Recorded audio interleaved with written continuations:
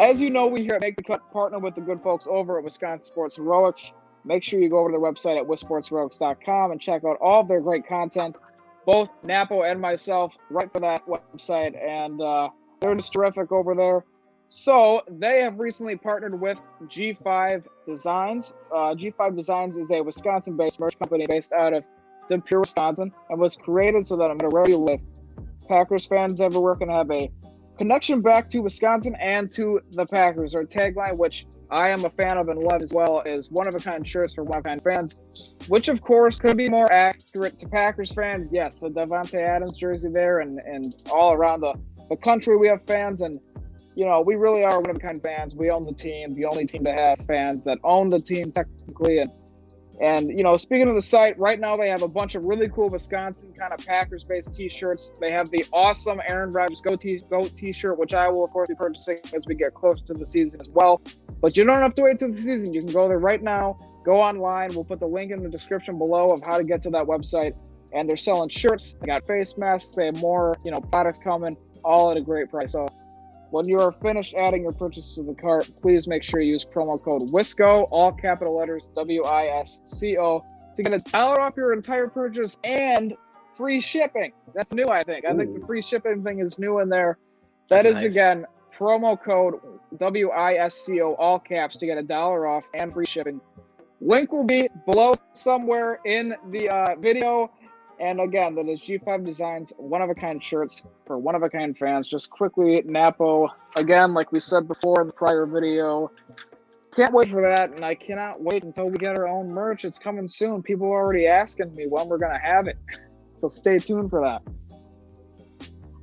It's going to be awesome. So, moving on.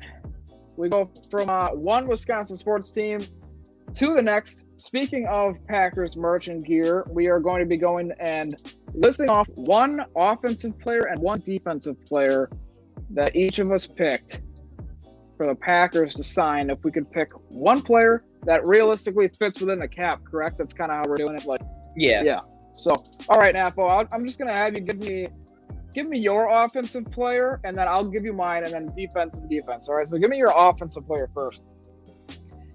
Yeah, so, you know, I was going back and forth between a few players. All of them were receivers.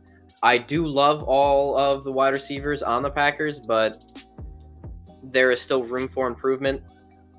I would really love Curtis Samuel. I think he would offer the team so much.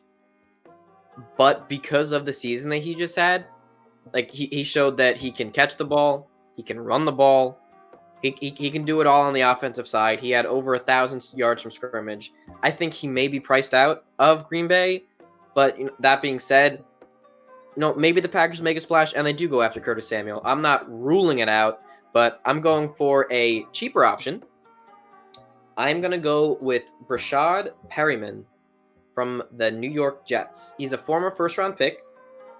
Perriman's market value is $8.8 million according to SpotRack, which is about $4 million less than Curtis Samuel.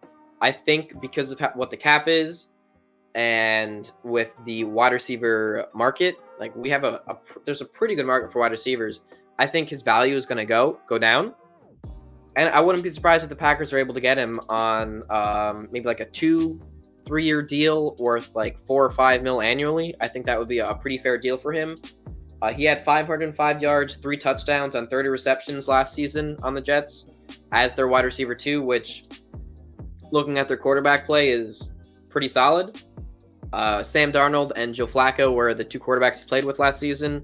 The Jets have no O-line to help their quarterback at all, so he had a decent season. 505 yards, 3 touchdowns doesn't really jump off the page, but when you look at their wide receiver 1, who had, I think Jamison Crowder did have a very good season, but he had under, I think, 700 yards. But I would also love Jamison Crowder on the Packers, so Packers, you can call up the Jets to make that trade happen. But anyway, if we look at Perriman's the quarterbacks that he's played with,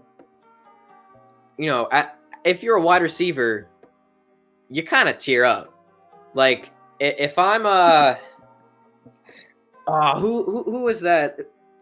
Who is that wide receiver that cries over routes? Chad Ochocinco. If I'm Chad Ochocinco, I am weeping for this man with the quarterbacks he's played with. Joe Flacco, rookie Baker Mayfield, where he was like a 2-3 option, Tyrod Taylor for a few games when he was on the Browns, Jameis Winston, Ryan Fitzpatrick. Nothing against Ryan Fitzmagic. I love the man, but he's good for 4 games out of 16 games. All right, sorry. He's Hall of Fame caliber for 4 games out of 16 games. And then the rest of the 12 games, he's okay.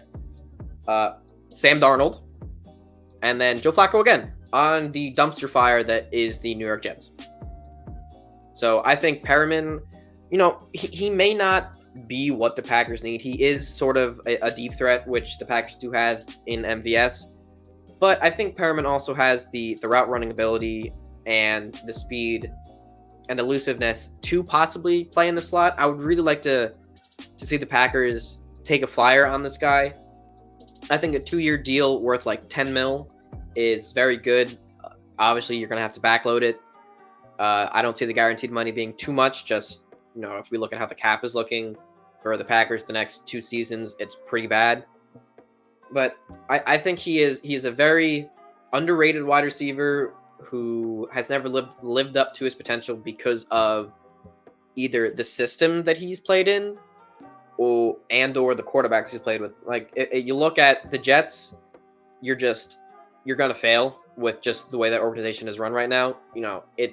Stinks to say just because they do have a lot of talented players, but it's just the organization is just not really helping them succeed in any way. The Ravens have never really been a pass-heavy offense. Even with Joe Flacco, they were never like pass-oriented. The Browns were still trying to figure things out in Baker's rookie year. The Bucs with Jameis and Fitzpatrick, you're behind Mike Evans, and if I'm remembering correctly, I think Chris Godwin was also on that team possibly when Perriman was there. So you're behind at least 1, possibly 2, depending on I can't remember off the top of my head where it was, but 1 or 2 elite wide receivers to go along with a few good tight ends. I think that he would offer probably the same thing that he did on the Jets for the Packers, but as your 3rd or 4th wide receiver, like my ideal wide receiver set with Perriman on the team would be Devontae 1. You have MVS on the opposite side 2, Perriman in the slot, Tonyan on the other side as tight end. Those would be my 4 pass catchers. Not to mention, this is assuming the Packers re-sign Tonyan, and they better. They better. That is 100% a threat to the Packers organization. You better sign Robert Tonyan, or Chicago I'm gonna will. be upset. I'm gonna be upset and probably cry. What? So they can have another 30 tight ends? I saw that they were going to put in an offer to Tanya just to piss us off. I wouldn't be surprised. I mean, the Packers did do the same thing with Kyle Fuller when they offered him that deal, so the Bears would match it just to mess up their cap. But then Fuller's just like, haha, I'm going to be an all-pro cornerback in the next season. But I think if your wide receiver 3 and your slot guy is 500, 600 yards, 3 to 6 touchdowns, that's a pretty solid year for a wide receiver 3, because I envision big things for MVS. Obviously, Devontae, best wide receiver in the league, is going to do best wide receiver in the league things. Yep. And then you have Tonyan, who broke out onto the scene as a top 10 tight end. I think Perriman is a very solid, low-key, cheap wide receiver signing. Good. That's a good one. Ironically enough, I'm going with the guy that you said you probably will not be able to sign. Dude. All right. I can't. He's the perfect fit. He's the perfect fit. He's the perfect fit for anybody. I can't put. I went back and watched highlights of this guy. This dude is the definition of a 5-tool player. Like, the guy is just, he can do anything. Like, I gotta go with Curtis Samuel, the former Panthers receiver. I think that he fits excellent in our offense. He fits excellent into literally anybody's offense. The guy had 41 rushes for 200 yards and a couple touchdowns. That's over 5 yards a carry about, and that's better than like half of the league's, mid-tier running backs. And this guy is a receiver. He had 77 passes for over 800 yards and 3 touchdowns, and like you said, over 1,000 yards from scrimmage. I saw him used in the slot. They put him out wide. I saw him line up next to the tight end. Like, the guy, and obviously in the backfield. I mean, when you look at, what his market value might be, yeah, it might be a little high. Tyro Williams just signed with Detroit, and he got $4.7 million for a year. So Tyro Williams is, he's coming off an injury, and I wouldn't put him in the same stratosphere as Curtis Samuel, and especially in terms of like what he can all do and provide to a team. So you said what, 12 million is what he was valued at? I think like 12.4, but I envision that being probably under 10, just because of the cap. Like, I agree. If cap never happened, like the virus never happened, and the cap goes up normally, it's probably around 10 to 12. Yeah. But not many teams are going to be able to afford 12.5 mil a year annually. So like, I think that I 100% think he's worth that. But I'm sorry, Curtis, but I don't think many teams that you would want to go to succeed are going to be able to afford that. No, and I suspect he'll get anywhere. If Tyrell got 4.7, I think he's going to get anywhere from, I could see him getting anywhere from 7 to 10, probably 7 million, anywhere in there. And if we can get him for the lower half of that, let's say like 8.5, I'm doing it. I'm sorry. I'm doing it. Especially because you said that's $4 million under what he would have gotten had the virus not happened and the cap went down. I have to do it. Like, the guy is, just ridiculously elusive. He is, versatile in every single way. And if we can get him around for that money, I think Perriman is a good choice. There's a lot of good, like, low-key receiver options that you could go. I went a little bit on the higher end of maybe a little bit unrealistic, but, like, I'm telling you, man, if we got him and then you partner him up with Adams and MVS, and we're already kind of a speedy team, in the wide receiver position, and you can put him in the backfield. Like, think about what that does for us on third downs. Like, that's amazing. Like, Tom Brady has kind of like made a living off of getting like those receiver backs on third down and then just dink and dunk and getting those huge first downs. So that could be huge for our offense, and I'd love to see it. I don't know if it'll happen, but Curtis Samuel to the Packers. Just think about this setup right now. You got Devontae and MVS out wide, and in the backfield, AJ Dillon and Curtis Samuel. Who's the ball going to? If you're a defense, you have no idea where the ball is going to. Not to mention, Tunyon is probably also out there. So who are you guarding? Those are like MVS he has shown that he can be very unguardable at times because of how fast he is. Devontae has the greatest release. I will argue to death that he has the greatest release in the entire NFL. Tunyon is schemed open. Curtis Samuel is Curtis Samuel coming out of the backfield. He can either catch it, just run it, and then Dillon is going to truck you over. In his second year, I think he's only going to get better. That is like my perfect offensive scheme, and I agree with you. I think Curtis Samuel is the perfect wide receiver for the Packers, and I really do hope there's a way that the Packers can sign him. Yeah, I like you said, I'd love to see it. He's great. He's great up the line of scrimmage himself. Like, if you watch the highlights from last year, like, the dude is so electric. Like, it's actually crazy fun to watch.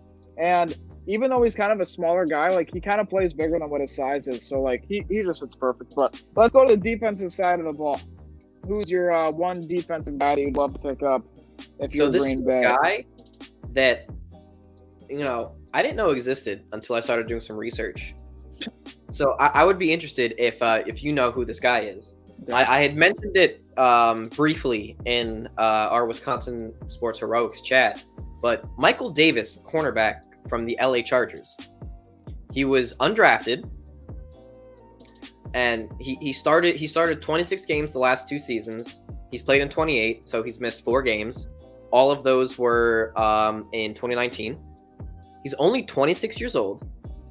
He's a boundary cornerback, so he's not going to play in the slot. He's going to play opposite Jair. And now let's take a look at his stats. So 3 interceptions, it's pretty solid for a cornerback. 1 return for a touchdown. 15 passes defended. 15.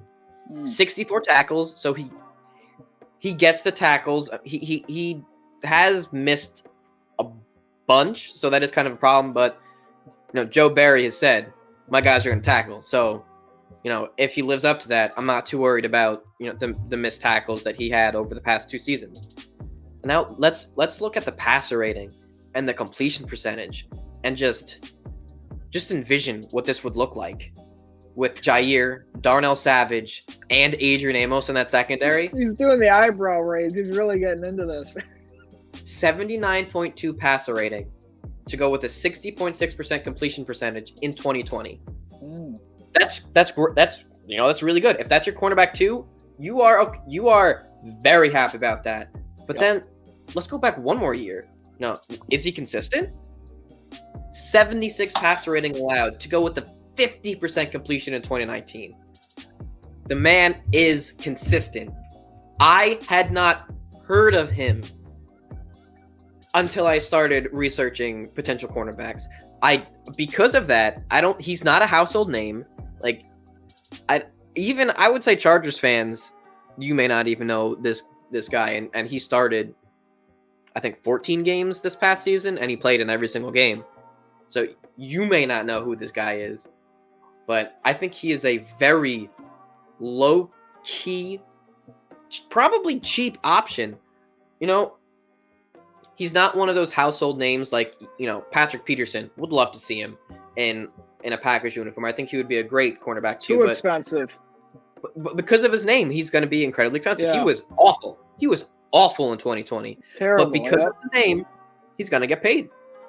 Same thing with Richard Sherman. It's the exact same situation. Richard Sherman wasn't awful, but he had some injuries, and just based off name, he's kind of out of the running for me as well. I think another guy who he's kind of similar to Michael Davis is Jason Verrette. Ironically also played for the Chargers. Oh, he's good.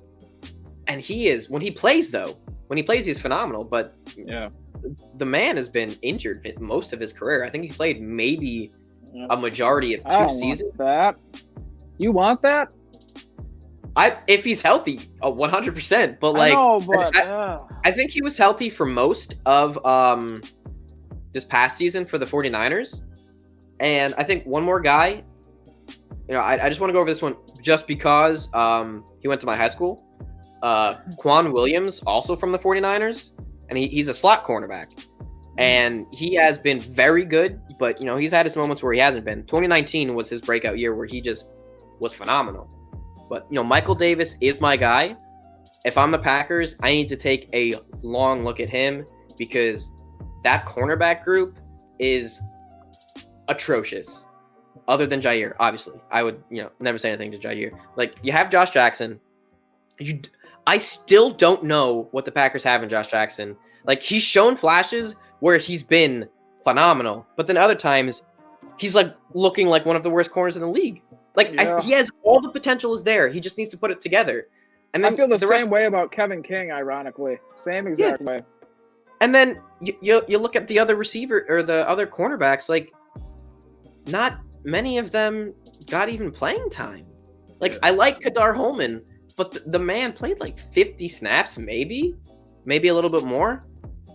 And I don't want question marks on my cornerback too going into next season. I would love the Packers to sign Michael Davis to be my CB2 and then address that slot cornerback position in the draft with someone like Greg Newsome II or Asante Samuel Jr. We'll get more into our draft picks when the draft gets closer, but I think that they should target a slot corner in the draft and get that boundary guy in Michael Davis. And then you're looking at, if Michael Davis is signed and he plays up to his potential and you draft us, it doesn't have to be fantastic.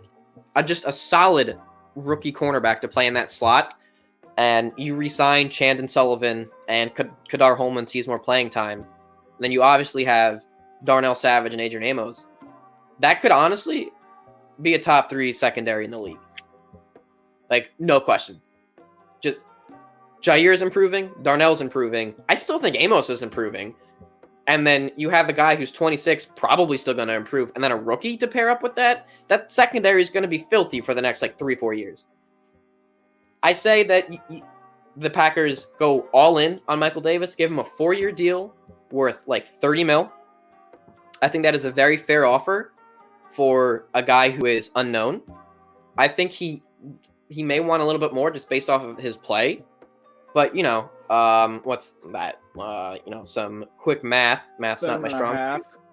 Yeah, I would say that's kind of realistic. Maybe a little bit less. Let's go 4 years, 28 mil, backload it. Maybe half of that's guaranteed. Maybe a little, maybe 12 mil is guaranteed. I think that's a very good contract. That's a contract I think the Packers can 100% do. And you're essentially, you sign him for 4 years, you re-sign Jair, and you give Amos that extension to help the cap, and then you're kind of set for the next 3-4 years in your secondary. You don't need to worry about it, especially if you draft a cornerback in the first 2 rounds. You do not need to worry about it. And from a Packers standpoint, not having to worry about the secondary, that would be the first time since the Charles Woodson era. I have been so, even with Jair, the secondary has still worried me because there's been so many question marks at that CB2 position. Yeah. And I'm very passionate now about Michael Davis, if you couldn't tell, because I think he's kind of the perfect fit for the Packers, just like I think Curtis Samuel is, and you were talking about him before. But that's pretty much all I have to say about Michael Davis. Go get him, Packers. I didn't know. I don't think I knew of him before that, lovely soliloquy that you went on with your new guy, Mike Davis. But he sounds like a great option, but I think if we're going to go get my first option on offense, Curtis Samuel, we might be spending $8 million, $8.5 a year. So we're going to maybe go somewhere cheaper on the defensive side. I'm going to go with the same guy that Robin said. I'm going to go Xavier Rhodes. Okay. Why don't you Rhodes take me home? I'm going to go Xavier Rhodes, former Vikings All-Pro, Pro Bowl corner, and he played a year with Indy last year. I kind of went with him because not only is he, made the Pro Bowl 3 times, he's been an All-Pro corner. He's only 30 years old, and he has a lot of experience, though, even though he's getting up there in age. He's still kind of arguably in the middle towards the end of his prime. So it's not like he's, ancient. Last year he made $3 million a year. I think that means we could probably get him for 2. We could probably get him for 2, maybe even less, honestly. It's not like he's going to be asking for even as much money as you were given, 7.5 to Mike Davis. I think if we do that, a little less than that. Yeah, I think if we do that, Curtis Samuel is out of the picture. I'd rather have Curtis Samuel and then get Xavier Rhodes than. But Mike Davis would be fantastic. But Xavier Rhodes, he top 20 in the NFL. He had 12 passes defense last year, so up there with Mike Davis, not quite there, but it's still he was good. Solid. He was good on the Colts. Yeah, I know he got a lot of hate when he was on the Vikings, especially from Vikings fans, and we just completely roasted him as Packers fans. Roads open just because Devontae torched him, but Devontae torches everybody. So I think he had a resurgent year on the Colts. I think he wasn't fantastic by any means of the word, but he was good. And if that's your CB2, I'm happy with that. I like that pick too. I like Rhodes. Yeah, he could be the 2. He could, you want to even be the 3, but I think he'd be even a solid 2. I think he, had some phenomenal years in Minnesota, like you said, towards the end. I think a lot of people sour on players towards the end of their time with the team.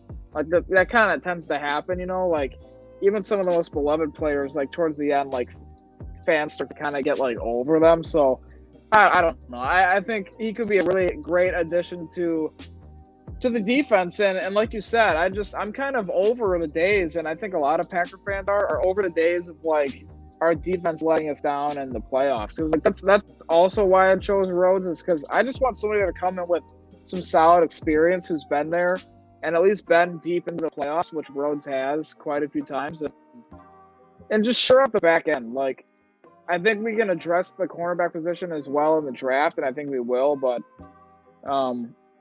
I just think that we need to shore that up. Like you said, after a while, having to guess as to who's the 2, who's the 3, it gets old after a while, and Kevin King, I don't believe is coming back. I don't think so. We're gonna have to find somebody to replace him, and the younger guys, I'm just not sold on quite yet. Josh Jackson, like you said, has been inconsistent. Sullivan, inconsistent and hurt.